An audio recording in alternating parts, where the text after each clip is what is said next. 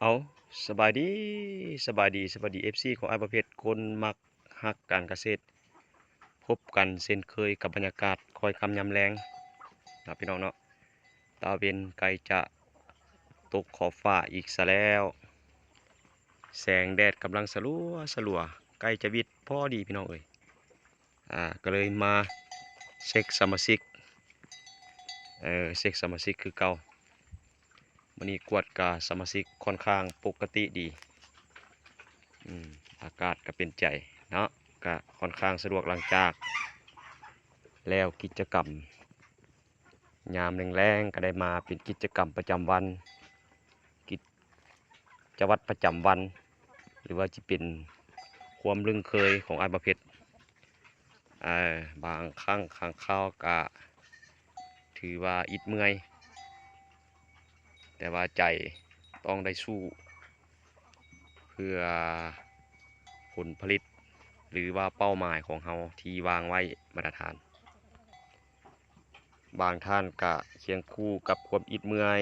โดยเฉพาะการประเภทก็เช่นเดียวกันเนาะก็มาเบิ่งสมาชิกเห็นว่าสมาชิกแข็งแรงกินอาหารดีก็มีแรงมื้อนี้ก็ถือว่าโชคดีอีกแล้วพี่น้องเอ้ยเคียงคู่กับความอิดเมื่อยอ่อนล้าในการเบิ่งแยงสุขภาพของสัตว์บางมื้อก็เมื่อยบางมื้อก็บ่เมื่อยเนาะสภาพคนเฮาก็บ่เสมอไปพี่น้องเอ้ยการแนวใดแต่ว่าสำคัญก็ได้ต้องได้อดทนสู้ชนผ่านพาเป้าหมายเพื่อสู้เป้าหมายเฮาเพื่ออ่าจะเห็นความจริงที่เฮาทดลองเนาะพี่น้องเนาะโชคดีอีกแล้วพี่น้องเอ้ยแม่ที่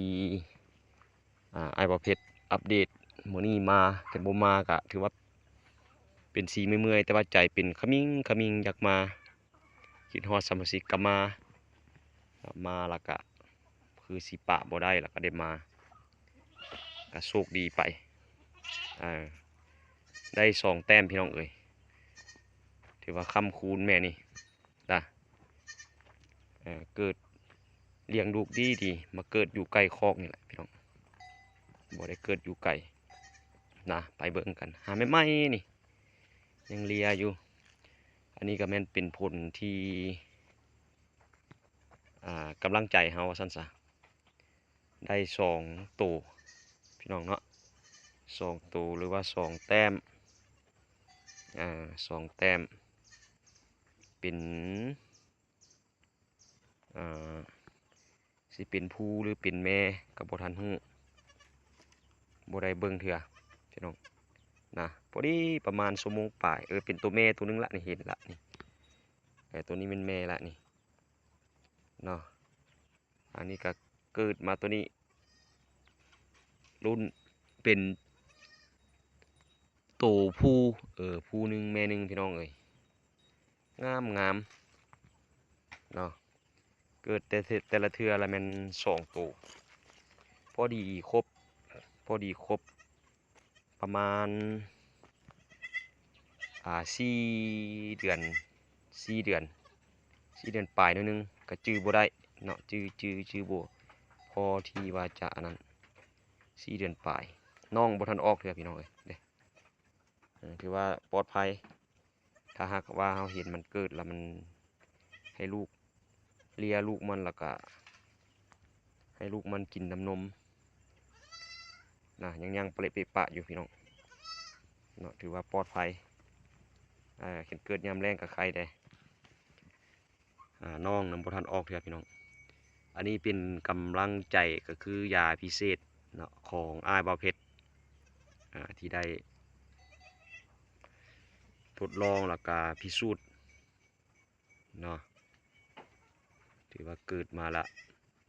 แม่เข้าแม่กกแม่เข้าเป็นลูกของแม่ดำแล้วก็เกิด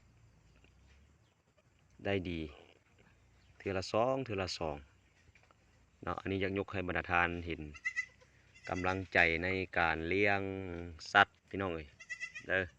แก่นเฮาหักมันก็หักเฮา เนาะถือว่าเกิดออกมาแล้ว